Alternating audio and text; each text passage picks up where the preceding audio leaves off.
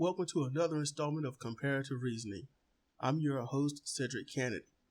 Joining me today is the creator of The Wicked Orchard and co-founder of Comparative Reasoning, Sidra Owens. I made a post titled, Is Hillary's Sickness a Calculated Risk? And the reason I made that post is because I had thoughts, and this post is on WordPress. I had thoughts about Hillary Clinton and her being so sick, and opposed to everything everyone else is saying about body doubles, she being sick, and not really thinking about her being the liar and criminal that she is. Well, she's not a criminal because she hasn't been convicted of anything. I guess that's what it takes to be a criminal. But I thought about, I added in there that she hadn't said anything about anything. Her sickness, she's quiet. Her criminal activity, she's quiet. And watching The Young Turks, Tom Hartman, I thought about things. I'm like, okay, she's obviously not well. She's passing out and being drugged into her car.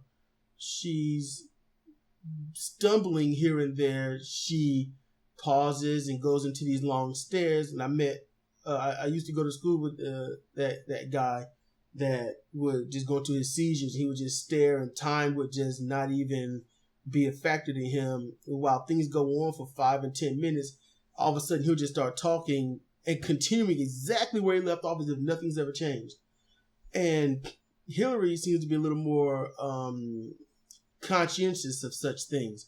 She knows Tom is passing, but maybe she's just deer in the headlights.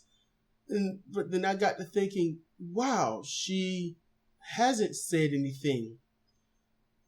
And I thought about that presidential hat toss in after Elizabeth Warren said that she is not going to run for president. That's when Hillary said, okay, I'm going to run, when Elizabeth didn't. So what if, I need to add in there that Hillary hasn't said anything from the time of, yes, I will run for president, until she had to give some kind of speech some months later. And normally if someone says, I'm going to run for president, they're already on the campaign trail. They've actually started before that.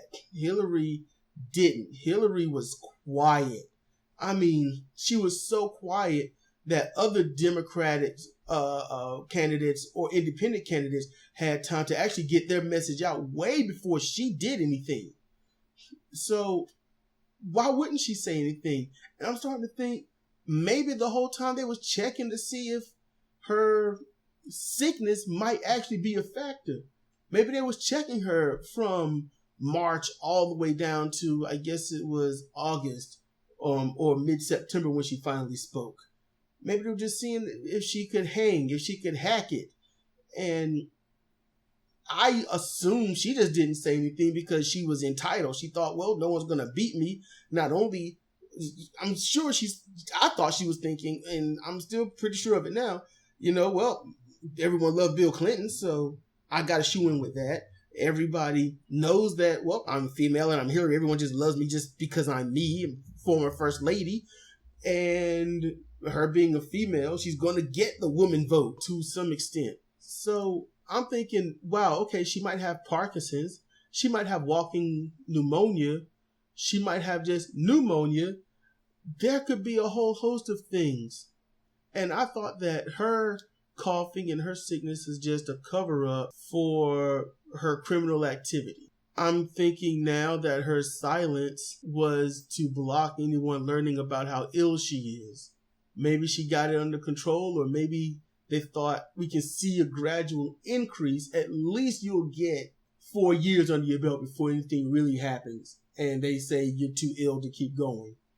That's what I was thinking. So I thought I would make this sort of update to put into perspective that not everything is as it seems. Not everything is not as it seems. And there's always more twists to every corner you find. So I think that Hillary being ill may have been a reason why they had to keep silent. I think Hillary being ill is a reason why no one wanted to bring up anything about her because it was too easy. She's been ill that people can find video of since 2008.